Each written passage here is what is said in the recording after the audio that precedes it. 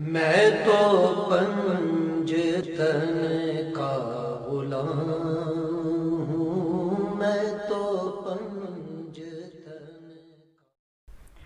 اعوذ باللہ من الشیطان الرجیم، بسم اللہ الرحمن الرحیم۔ ان اللہ و ملائکتہ یصلون علی النبی یا ایھا الذین آمنوا صلوا علیہ وسلموا تسلیما۔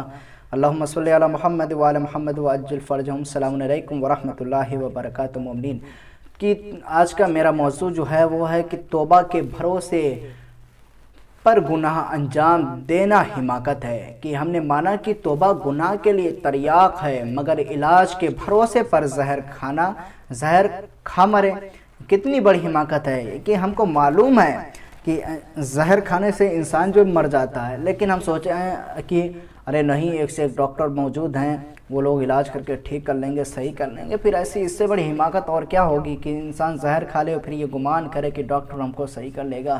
اسی طریقے سے عزیزان محترم کہ اگر کوئی ایسا کرے تو وہ بہت بڑا بے وقوف ہے، اور سمجھائیں گے کہ زہر کا اثر فوراً ہوگا، جبکہ علاج کا فائدہ مند ہونا مستقبل میں ہے، اور وہ بھی موہوم ہے۔ ضروری نہیں کہ فائدہ ہی ہو جائے، کیونکہ ممکن ہے کہ زہر کا اثر اتنا قوی ہو کہ جو علاج سے پہلے زائل نہ ہو سکے، یا زہر کا اتنا فوری اثر ہو جائے کہ علاج کرنے کی نوبت ہی نہ آئے۔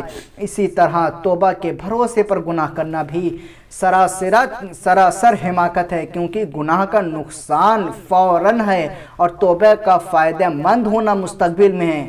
کیا خبر ہے کہ گناہ کے بعد توبہ کا موقع بھی ملے یا نہ ملے۔ لہٰذا خدا سے ڈریے، نفس کے دھوکے میں نہ آئیے۔ ہم سوچتے ہیں کہ چلیے یہ گناہ آخری ہے کرتے رہیں، لیکن ہم آئندہ کے اوپر ڈال دیں، پتہ نہیں ہم کو پھر عزیزان محترم خدا نے موقع توبہ کرنے کا دیا یا نہ دیا۔ اس لیے ہم خداوند عالم کی زیادہ سے زیادہ استغفار کریں، توبہ کریں، اسے مغفرت کی طلب کریں۔ خداوند عالم بے شک رحمان بھی ہے، رحیم بھی ہے، غفور بھی ہے، غفار بھی ہے، ستار بھی ہے۔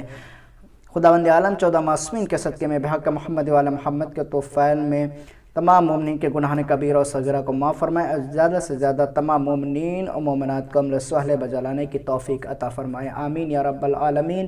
اللہم صلی علی محمد وعلی محمد وعجل فرج۔